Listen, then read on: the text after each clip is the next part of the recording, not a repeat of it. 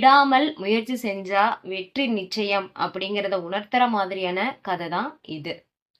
உலகம் தோன்றிய ஆரம்ப காலகட்டத்துல கடவுள் யாருக்குமே வண்ணங்கள் அப்படின்னு கொடுக்கவே படல. எல்லோருக்கும் வண்ணங்கள் கலர்ஸ் கொடுக்கலாம் அப்படின்னு முடிவு பண்றாரு. விலங்கினங்களுக்கும் பறவை இனங்களுக்கும் நீர்வாழ் உயிரினங்களுக்கும் நான் எல்லாருக்கும் ஒரு ஒரு நாள் ஒதுக்குறேன். ஒதுக்கப்பட்ட நாட்கள்ல வண்ணங்கள் வாங்கிட்டு போங்கன்னு கடவுள் சொல்றாரு. ஃபர்ஸ்ட் டே விலங்கினம் வாங்கிட்டு போறாங்க.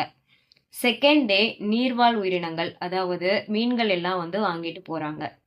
தேர்ட் டே பறவை இனத்துக்காக கடவுள் ஒதுக்குறாரு. ஒவ்வொரு பறவை இனமா கடவுள்கிட்ட வண்ணங்கள் வாங்கிட்டு போயிட்டு இருக்காங்க. இப்போ ஒரே ஒரு பறவை இனம் மட்டும் ரொம்ப தூரத்துல இருந்து ரொம்ப வேகமா பறந்து வருது. அது பறந்து வர வழியில புயல் அடிக்குது, காத்தடிக்குது, மழை அடிக்குது. அது எதையுமே பொருட்படுத்தாம பறந்து வந்துட்டு இருக்கு. ஏன்னா அதுக்கு கலர் அதாவது வண்ணம் வேணும்.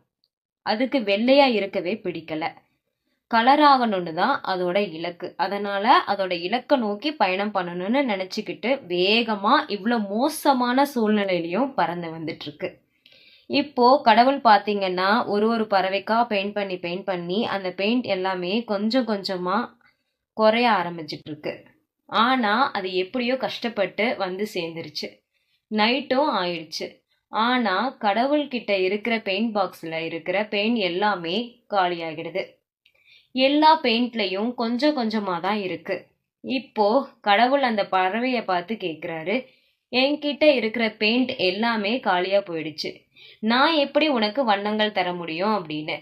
அதுக்கு அந்த பறவை சொல்லுது, இல்ல இல்ல ஏதாவது பண்ணியாவது பெயிண்ட் கொடுங்க, இந்த வண்ணத்துக்காக தான் இவ்வளோ கஷ்டத்தையும் எல்லாம் தாண்டி நான் இங்க வந்திருக்கேன் அப்படின்னு சொல்லுது.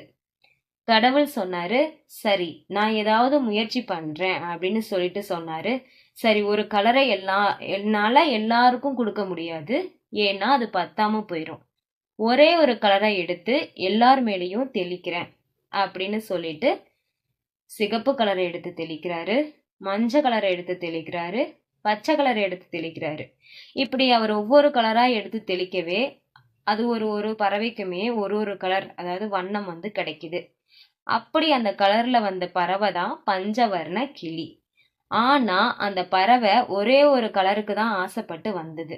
ஆனா விடாமுயற்சியும் இலக்கையும் நோக்கி அங்க போனதுனால அதுக்கு அங்க நிறைய வண்ணங்கள் கலர்ஸ் கிடைச்சிருச்சு. இப்படிதான் நம்ம வாழ்க்கையில சில விஷயங்கள் கிடைக்க தாமதமா ஆகலாம். ஆனா அது நமக்கு பெஸ்டா தரமானதா கிடைக்கும். அது வரைக்கும் நம்ம மனசு தளராம முயற்சி பண்ணிட்டே இருக்கணும்.